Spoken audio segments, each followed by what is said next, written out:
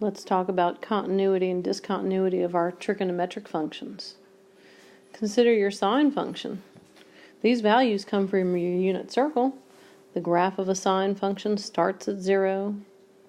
One cycle finishes at 2 pi. We break it down into half, and we break it again and again. These are our exciting maximum, minimum, and 0 points.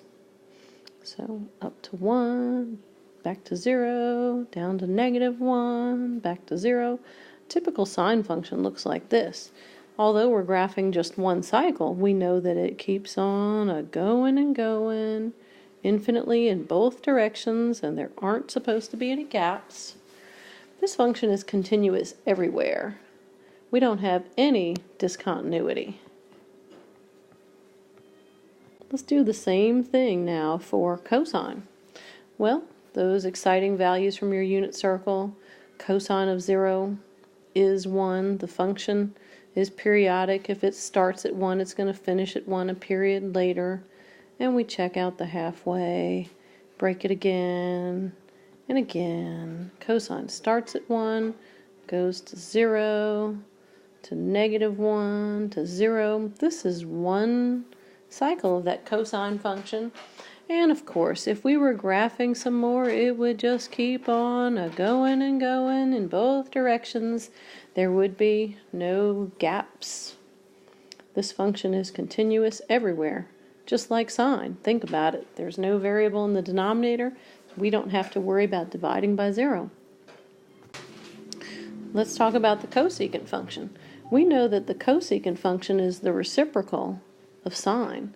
So I like to start with the sine function, or pretend I'm graphing sine, and then I build off of it. Remember that sine, in general, starts at 0, finishes at 0, it goes up, it comes down, it looks symmetric everywhere. This is our sine function. What we're actually after is graphing cosecant. Now all is well until sine is 0. Wherever sine is 0, cosecant is undefined. So we locate the zeros of the function. We draw in vertical boundaries there. And now our cosecant function appears here in blue. Well, this function is just fine except at all of the whole pi's. So our cosecant function is discontinuous at x equals 0, plus or minus pi, plus or minus 2 pi. It's every whole pi. Well, the function is continuous everywhere else. It's continuous between 0 and pi. It's continuous between pi and 2 pi, and so on. So it's continuous everywhere, just take out 0 and all the multiples of pi. What about secant? If I have to graph secant, I'll start with cosine. I'll pretend I'm graphing cosine. So we know how cosine looks. Starts up high, finishes high.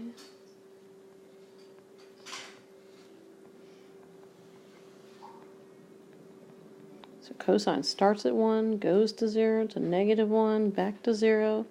A typical cosine shape. Well, secant is just fine, except where cosine is 0.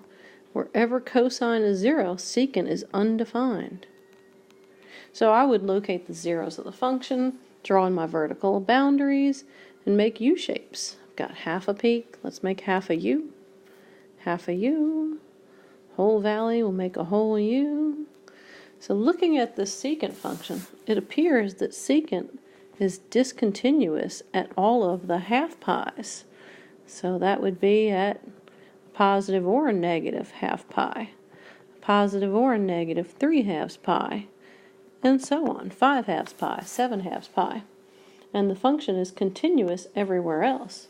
So it's continuous from 1/2 pi to 3/2 pi, from 3/2 pi to 5/2 pi, and so on. continuous everywhere, except you must take out the multiples of a half pi. What about the tangent function?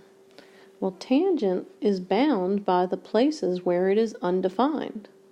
The inequality we solved to find the asymptotes for tangent, well, not that one, between negative half pi, everything that's with x, and positive half pi.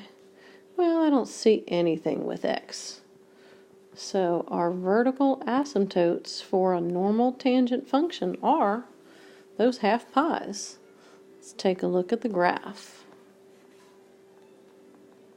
Graph will not go here.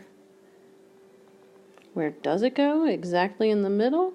And the typical shape of a tangent function looks like a snake. This function is discontinuous at every half pi. Plus or minus 1/2 pi, plus or minus 3/2 pi, and so on.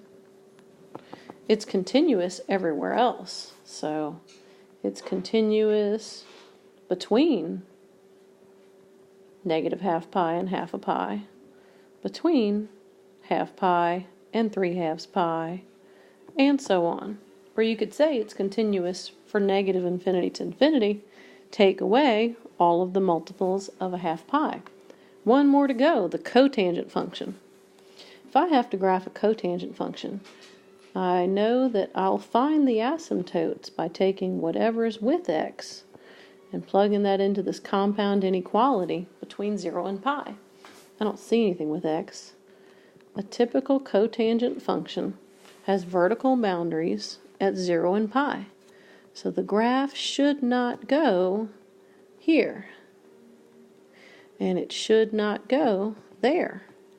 Where does it go? To the midpoint, and the typical shape of a cotangent function looks just like tangent, except it's reflected over the x-axis. And we've got different asymptotes.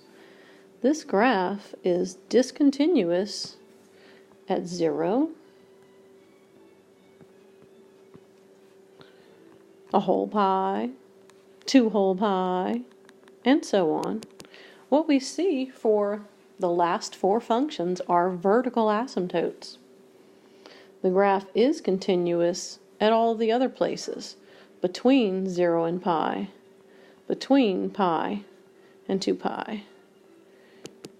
Wherever we have a vertical asymptote, we see discontinuity, and those vertical asymptotes are non-removable.